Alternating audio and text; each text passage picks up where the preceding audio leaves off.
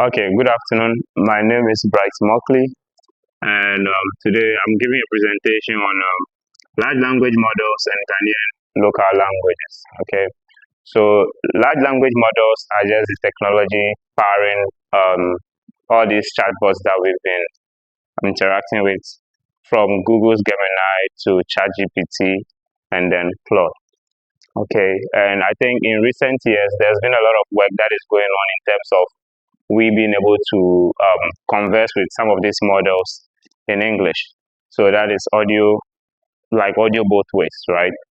And I think it's very cool. If you try some of them in English, you realize it's very cool. And then I'm going to talk about the work going on to support like Ghanaian local languages, and also look at why we even have to look into that as well.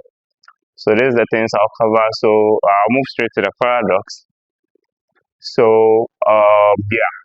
So currently in Ghana, our population is estimated around 34 million, and then we have about 80 local languages, right? And then we have like Chi, we have Ewe, we have Ga, among other local languages in the country. I mean, basing of this chat GPT systems, we were familiar with Siri, Alexa, and then the Google assistants, and these were dominantly known to do common things based on like the English language.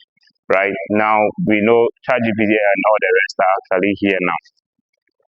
So, with all of these languages, still the only language that here in Ghana you can actually have a proper conversation with all these AI systems in is actually in English, right? And I think technology is actually evolving and we're all moving towards a particular direction.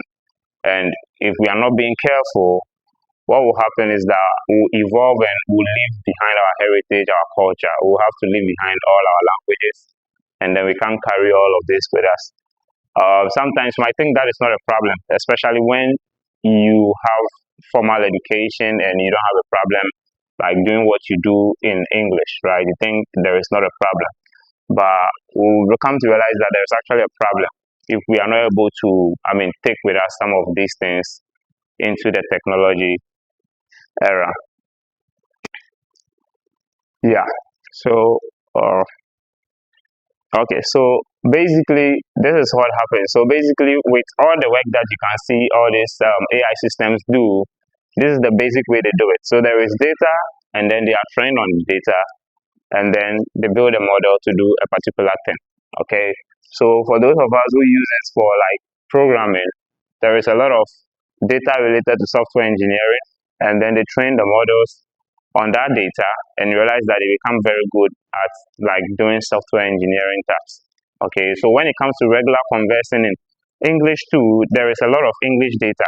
So they've actually been trained on this English data. So they are very, very good when it comes to conversing in English. Okay, so again, when we talk about like the African languages, they refer to them as low resource languages. It means that there isn't much data on them. But then again, there are certain companies that are like currently doing some work, to that effect. So these are the various companies that we have here right now. So we have Ghana NLP, which is the Ghana Natural Language Processing. And then this is what they actually do currently. So they do English to local translations, and then they have a web and then a mobile app. And then basically they are covering Ewe and Ga. Then we have Kaya AI. Now Kaya AI and Ghana NLP, these two actually collaborate together. Okay, so when you visit the website for the two of them, they actually talk about each other. And equally, Abna and Bako are equally products in between Kaya AI, Ghana NLP. So the first three on the list are actually all under one umbrella, and then here in Ghana. But the Masakani project is more of a Pan African project. Okay, so they are also doing more of 40 African languages. But in my research, I got to realize that they are focused. I mean, they are equally focused on certain aspect of life, but then they are not really focused on our day-to-day aspects of life, right? They are trying to like specifically transition certain aspects of our local languages into certain of our certain languages. Yeah. So under Masakani, one of the main things they are doing is like localizing science, which means that like for instance for a science laboratory, they'll be able to translate all the apparatus over there into the local language. So if there is a cathode ray tube or something like that, they should be able to translate it into the relevant languages, right? But not like the languages that we speak on a day-to-day basis, the ones that we interact with. So yeah, I'm going to skip this demo part for now. I'll come back to this demo and then I'll show you the work that Kaya AI has done in terms of what ChatGPT is doing, Claude is doing, and then also see how like we can actually learn from what they have been able to achieve, right? I think Google Translate too, I'll actually cover that in the demo as well.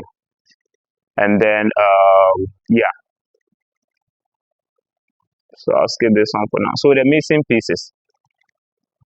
So with the missing pieces, now talking about languages, it's for us to be able to digitize much of these languages, there is a lot of work that comes into play. It's not just anybody. It's an effort that requires like the input of like everybody, right? From linguistics to regular everyday today speakers to developers to everybody. Okay, then it's exciting and a challenge at the same time in the sense that Ghanaian local languages, when you take, for tree, it's quite simpler. We have like two main local variations. So we have like the Piapim tree and then we have the Asante tree, right? But then when you take, for instance, a language like Ewe, there are too many variations. So in Ewe, for instance, when someone speaks, you can determine if the person is from Tong, from Anglo, or from Aflau, or from even if it's Togolese, Ewe, you get to know just because of like how they speak it, right? But then again, if you try to just so if you are going to work on this again, it's even if it's difficult to actually get all the variations in one place. And the other thing is that you have to find a standard by which if you speak, like everybody from all the various variations can actually work with, right? So even when you take English, for instance, there's what we call international English. Now we know we have the American English, the British English, the Australian English, and all other kinds of English. But then they have a standardized international English, and they believe that this is what like everybody from all those various aspects can actually relate to, right? So we equally need research into our languages, like our local languages, get to understand like even like the where they come from, like the background of the languages. Because for instance, if you even take like on a higher level, if we take like our Ghanaian languages like Tree, Ga, and then Ewe. Commonly, let's say you want to say Kam. Kam is like Va in Ewe, is like Ba in Ga, and then Bra in Tree, right?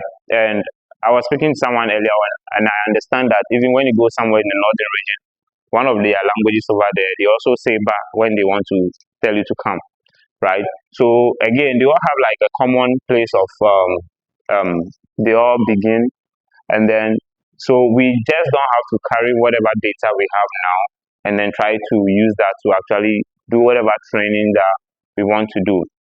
I think some of the earlier works that have been going on, that is what they've done, like Kaya AI and Co, as we come to see in the demo.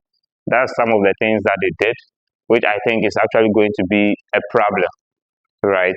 Yeah. So that is talking about the missing pieces, trying to, I mean, learn more about the linguistic like background of the languages and see how best to standardize it. Yeah. So again, there is something else that can actually help, which is the day-to-day conversations that actually happen, not just on the formal aspect of things, right? So you realize that there is a lot of talk when you go to like, let's say maybe family conversation, market areas, jokes, slangs, and things like that. I think Grok AI can actually speak in Pigeon, right? So that is it. So being able to digitally collect our various human activities across all these domains will actually be very huge in terms of the work that we want to do when it comes to like advancing local languages in the AI conversation. So yeah, so and then I think one key thing is voice.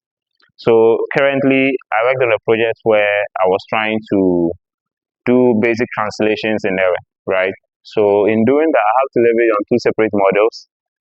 I have to leverage on Google Gemini for translation, and I have to leverage on another Ewe translator, text to audio translator from Meta, right? And you always get to realize that much of the systems out there uses an accent which is not African, right? Or which is not, yeah, like Ghanaian in this particular specific scenario. So again, our voices, our accents, and things like that are not things that is known to these AI systems, right? So we also have to look into how best we can collect audio data or voice data as much as we can. Yeah. So again, there is a lot of work that actually is already happening. Okay, much of it becomes just an issue of experiment, right? That never actually gets out.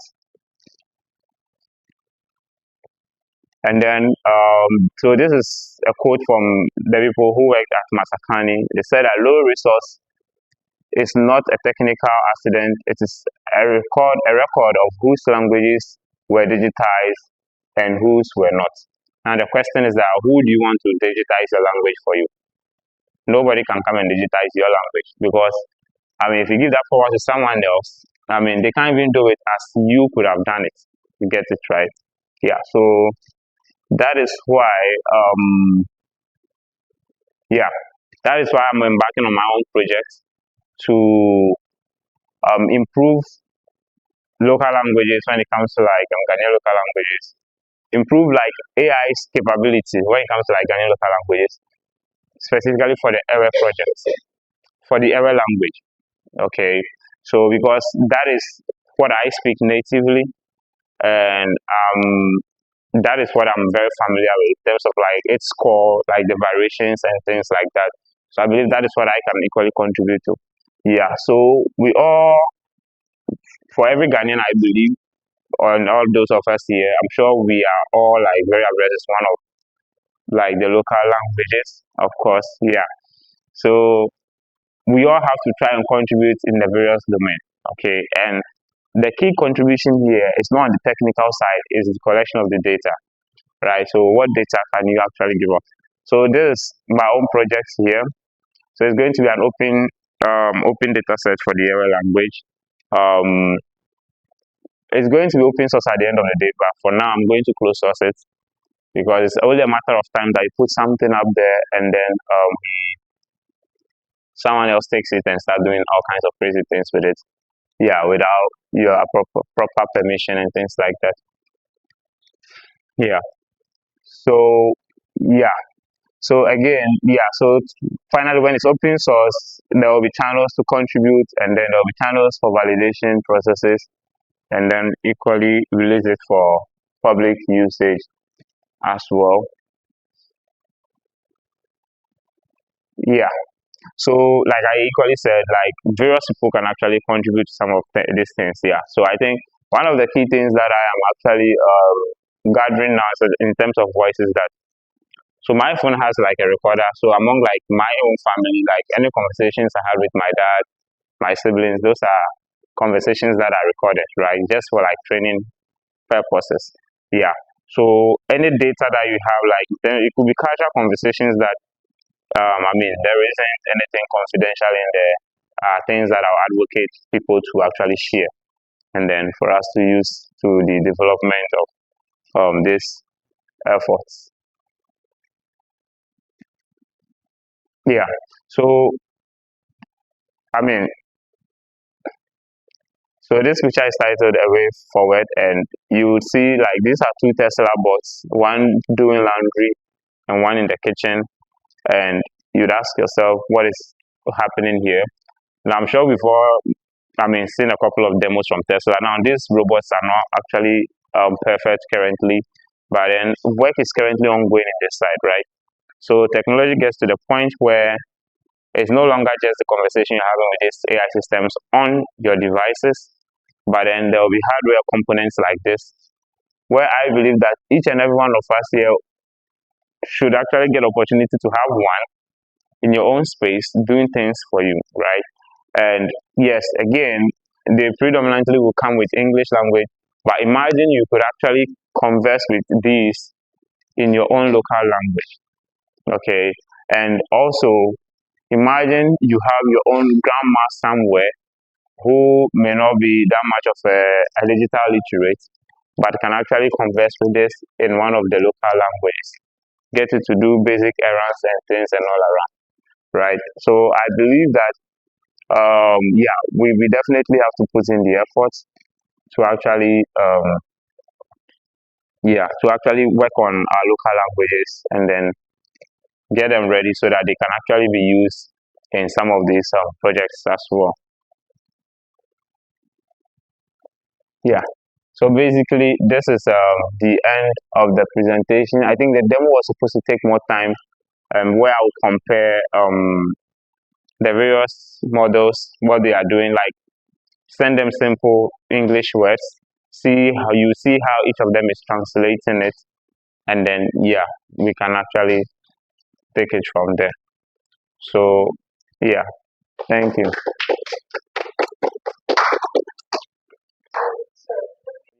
In this instance. So the data set is based on audio text.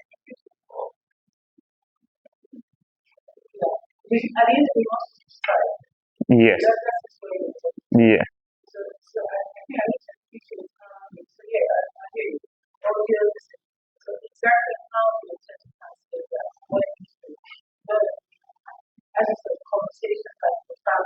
Yeah. Yeah. Yeah, so that is the data. So how I explained earlier, I was talking about how the models work. So once you get the data, you sorry, just a second. Oh. So once you get the data, um so this is what happens. So you get the data and then there is training. So now the bad output that we actually experience some of these AI, we will see some demos soon, is that the data is bad. So technically the training is inefficient. As long as the data is bad, the training is inefficient and then the models are inefficient as well. So with good data, the training becomes good. So it's like education, right? So the material you are exposed to. So if you are exposed to good material, your education is very good, right? And then your work output in the industry is equally very good. So everything begins from the data. So if the data is very good, then that is it. So the primary effort right now is getting this data in a digital format. So I think one major contributor would have been, so I know GBC used to have a lot of data, but then they've experienced a lot of fire outbreaks from time to time. Far back, it started far back in 1989, where they have digitized formats of all this. They are Akan drama, cantata, and all those things, but then they lost all of it to fire outbreaks because, I mean, these were not data they were keeping on any cloud anywhere. They had them within their office spaces, and then they lost all those data. So what we don't have here currently is that we don't have this digital data of like our cultural lives, and then with our language specifically being like the head of that.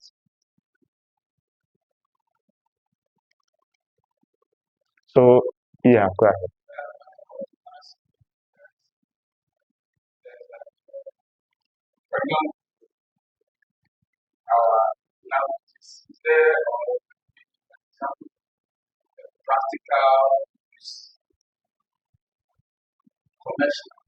Mhm.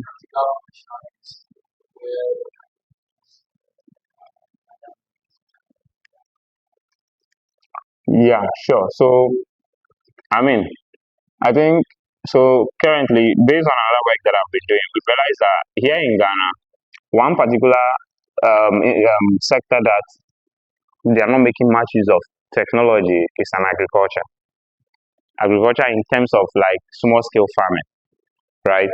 And the thing about the small scale farming is that majority of the people in that sector have less of formal education, right? And they are not really tech savvy. You can even be like you can be formally educated and not really be a tech savvy, right? So therefore, how do you get them to use some of these digital platforms?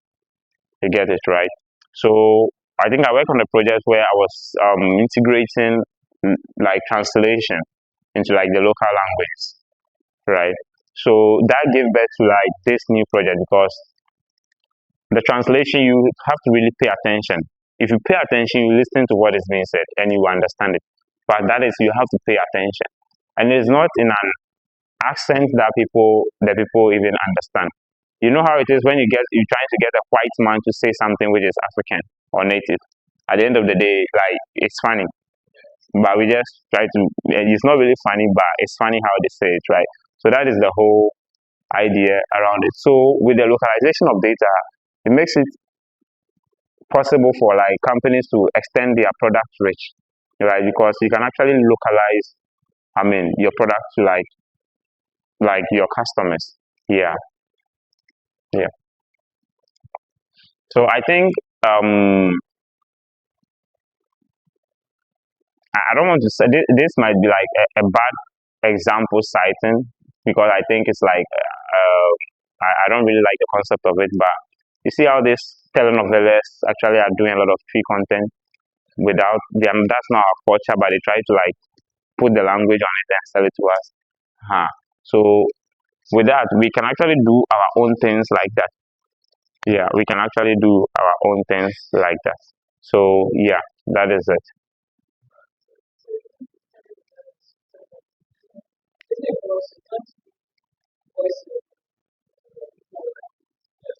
Yes. So that's why. Yeah, I know that. I know that it's voiceover. So I'm saying.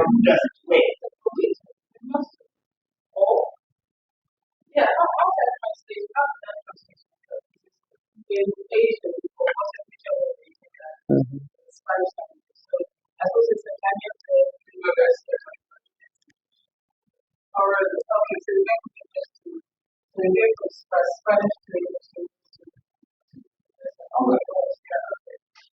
I know that's how the Chinese do it. They go from Chinese to some English. It's English, but it's like Chinese. And then you translate it. No, okay. So I think so for me, what we'll do is that we'll do some simple demos, right? And then Before we use the demos. yeah, So thank you very much. I thought this was going to be a tech. yeah. This is more is it language? Is it use of language? Is it technology and language? I know, but I'm saying that this is for me more language. This is something which everybody should be able to appreciate or understand. Because I thought we'll go more to the LLM side. Because that's what you were asking. How does it do? How do you have to transformers working? How do the neural networks work? But I think those are the parts which you can understand. And also about data, it's pure linguistics. Because I did linguistics, so I can see we're training on that ground about languages, going for the idiosyncratic to the whatever the full language is saying. They talk about various versions of ever and so on and so forth. The language, no, idiosyncratic, or idiolects, dialects, and languages. It's a whole, I don't know how to tell you, but it's a whole area on its own. So you can show the demo. No, but you see, the demo was telling you about language because he was talking about language issue. And okay, so the way the LLM works, I'm talking about English, is telling you trillions, trillions. And I don't know whether we have tens of thousands in whatever that they're just scraping the internet, they're scraping text. As far as I know, what it has based on is text, it's not audio. All the things you say and type into your thing, the guys can pick it and use it for the LLMs. Okay, and so as I said, the scraping the text. Yes. Very well, and they combine it. No. Different combinations make different So that's what I'm saying. No, what they do is that's the training. The training tries to learn whatever. Hmm. The training tries to learn whatever the patterns, and then it reproduces it. And then when it does it, then you see has it done it right. If you haven't done it right, then you go again until you get to a point. Okay, it's getting it right. That's how the thing works. Well, John is doing one like a different area, so that's his thing. So that's what I'm saying. That's what AI is all about. AI today is not, we make it sound like some, I don't know, it's a sophistical, yeah, remember people say that. And then people say, I say it's not that. That's why I said it's good for it to be here. AI is simply large language models. It is generating AI.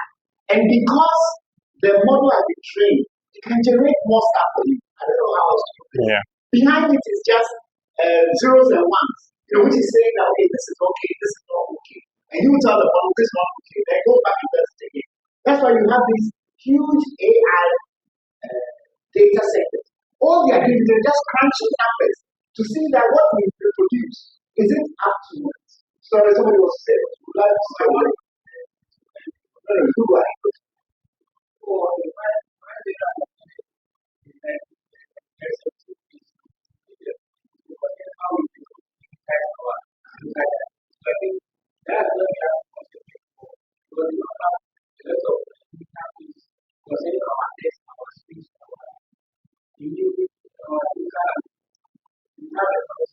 That's what I'm saying. They are giving you a very presentation for everybody.